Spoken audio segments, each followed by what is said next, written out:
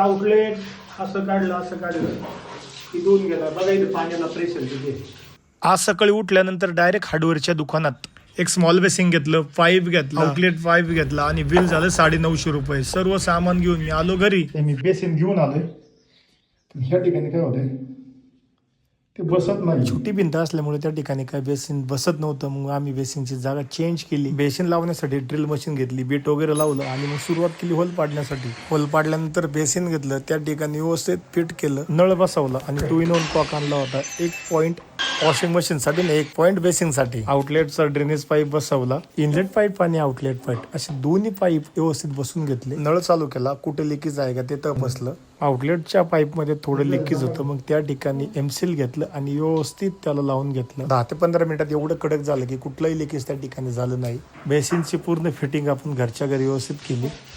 त्या ठिकाणी बेसिन होतं, बेसिन आपण काय काढलं कारण वॉशिंग मशीन इथं बसणार आहे त्यासाठी आपण बेसिन काढलं. आणि मग बेसिन काढल्यानंतर हात धुण्याची पंचायत झाली, त्यामुळं काय केलं एक छोटंसं बेसिन आणलं, ते इथे लावलं आणि असे 2 आउटलेट काढला. पहिला इथे एक कॉक होता, हा घेऊन आलो. त्यानंतर खाली एक वॉशिंग मशीनला एक पॉईंट काढला आणि असा एक पॉईंट मोठी एक नळी आलो तिथे एक आम्ही बेसिन काढलं छोटंसं बघा. आणि याचं पाणी मग आम्ही या ठिकाणी काय केलं बघू शकता.